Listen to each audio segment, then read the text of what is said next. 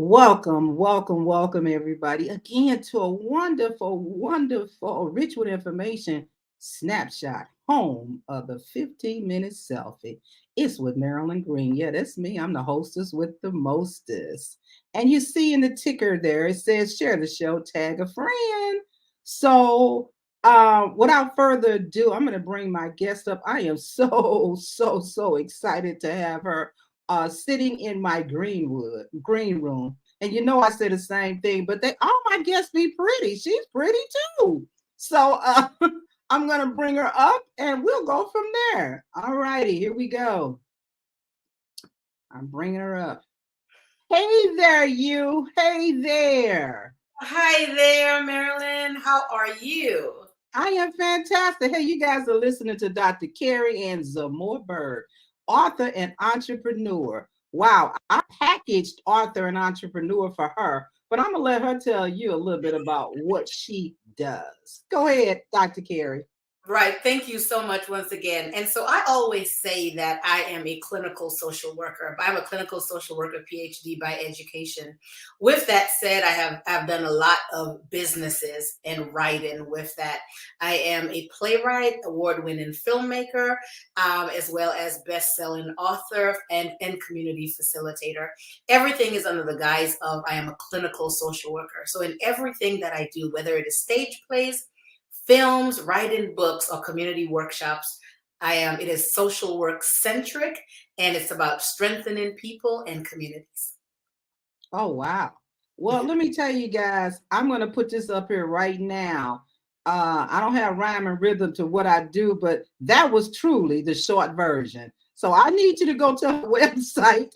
Okay. After you get through listening to Snapshot, go to her website and you're going to see everything. She is an amazing, amazing woman. So inspirational. Just her whole energy package, the vibes, as they say nowadays, it's amazing. So this is my first time really having a one-on-one talk with her. So please go to her website. So let me tell you something about Dr. Kerry. Dr. Kerry is wanting to talk to us today about her book, Unloading Divorce Baggage, Shedding the Weight to Grow and Go.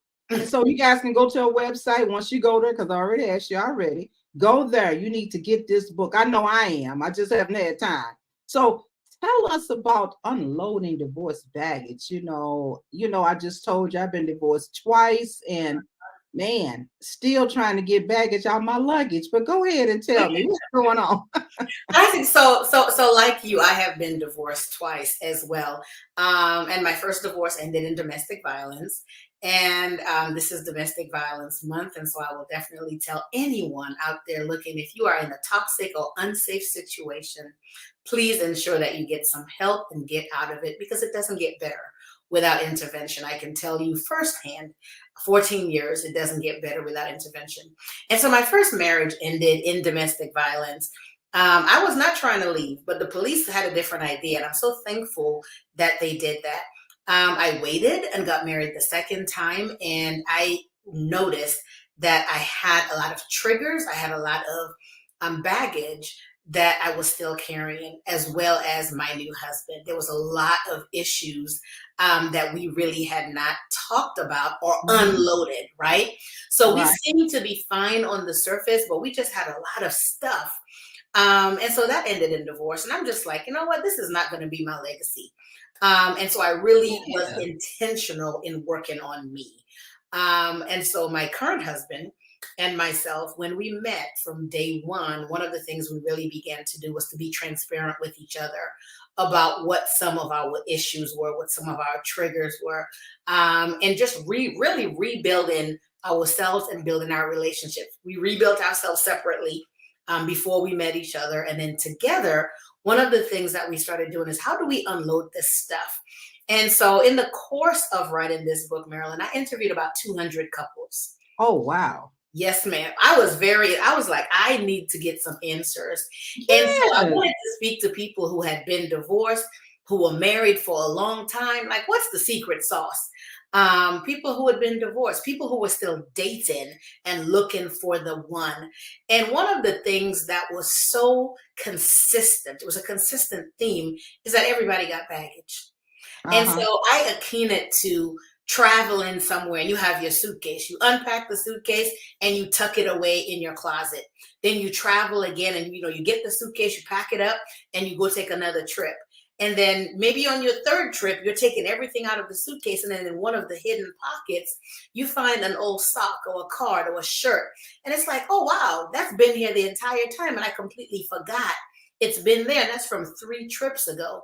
Well, that's what Hmm. baggage is, right? Baggage is the stuff that we have held on to, and sometimes we don't even recognize that it's still there because it could be something that stemmed from our childhood.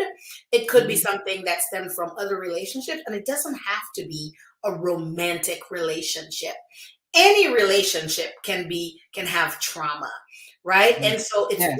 whatever you picked up, right, along the course of your life, of your lived experiences, that you did not completely unload. And unknowingly, or sometimes knowingly, you are carrying it from one situation to another. That's baggage.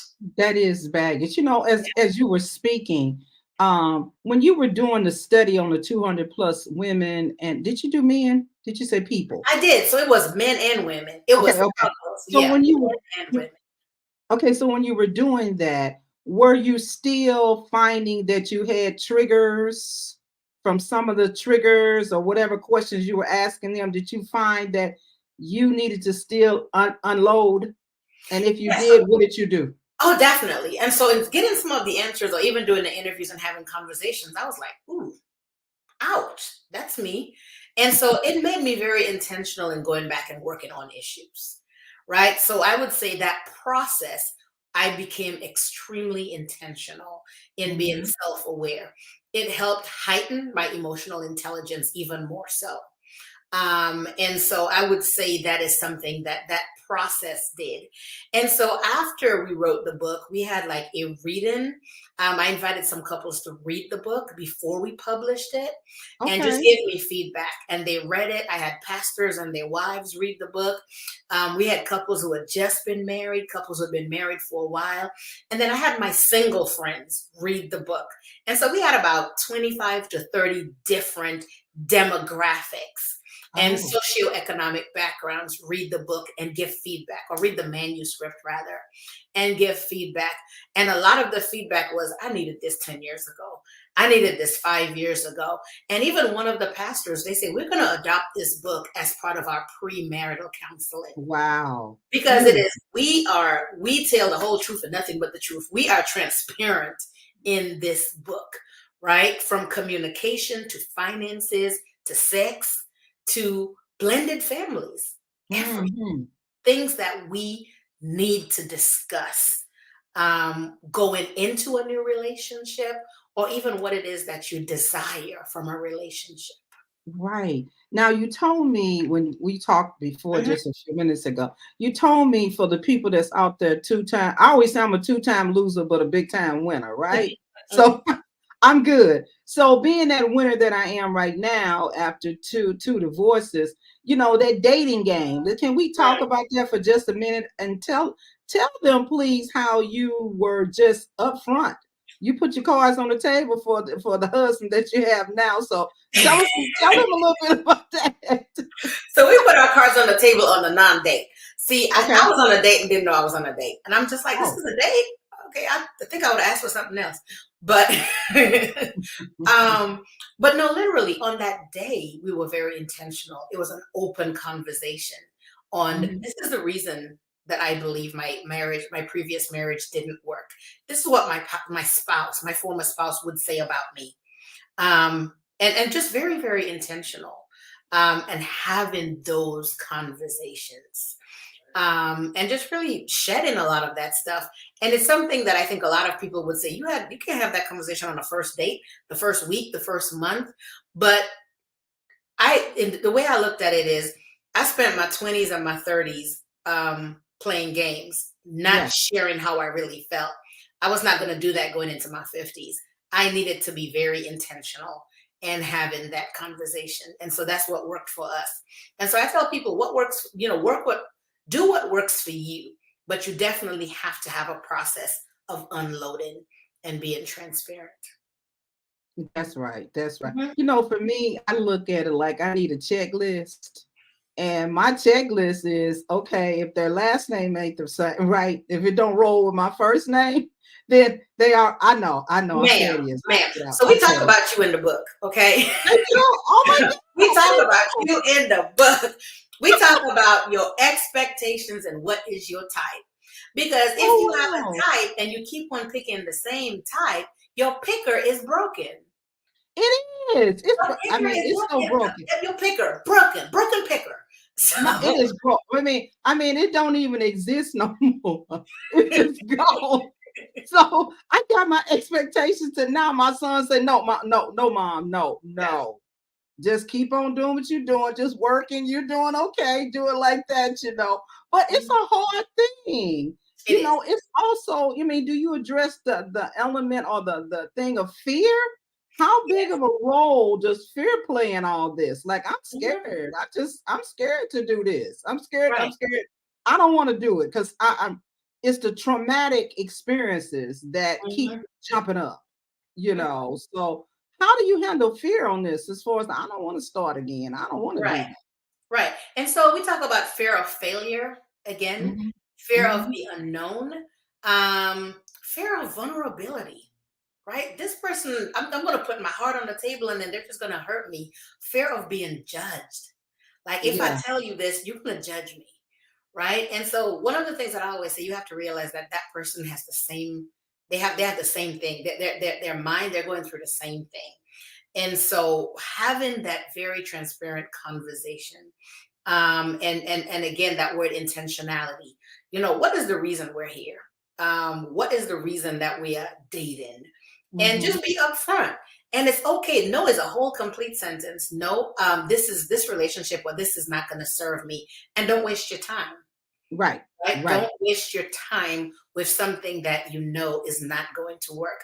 We also talked about being unequally yoked. For the people Yeah. who are spiritual, that thought is always a religious matter. No, it's not. You can be unequally yoked financially. You can be unequally yoked in the way that our values, my Mhm. life value is not your life value. The way we raise our children, that is going to be a problem, right? And so let's have Yes. those conversations up front and don't think about the potential. Think about this is the reality. If this Yes. person never changes, can I live with that? And that's Yes. the reality instead of thinking, well, he has potential. So does, I mean, so. It'll come out in the wash. But go ahead. Yeah. How long are you? So, I mean, and I think having those very real conversations, and I tell women that men are just as fearful. They're Yeah. just as fearful as we are because they were hurt, right? They have Mhm. baggage too. And the world tells them you got to hold your baggage, right? You have to, you're not able to really share it like we can share it because there's still stigmas associated with that. And so we just have to Mhm. find space to share lived experiences and to really allow intentionality for conversation. When you talk about the intentionality and stuff, we have to be intentionally let down our guards a little bit too. Yes.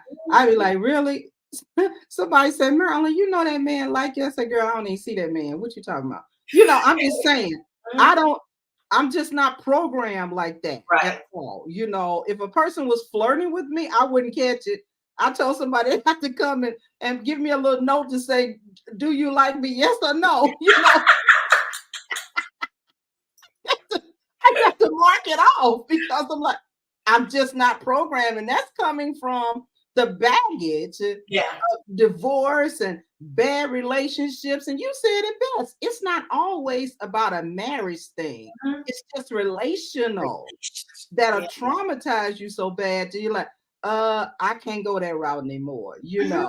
Yeah, it's real. That is, oh my God, this is something. But I'm definitely gonna get that book. But I want to tell the people also, hey, no excuses. I always give no excuse kit. So okay, so she's on Facebook.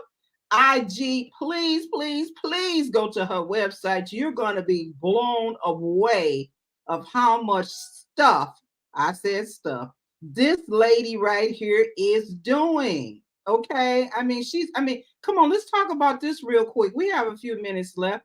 Talk about your play. I think you got a play coming up or something. I do. I do. Let's talk. So we just finished Mama's Daughters, Mhm. which was 2023. We had an amazing time with that. We rounded it up in Dallas. It's going to come back in 2024. I'm not too sure of the date, but our new play coming up is called Deadly Sins.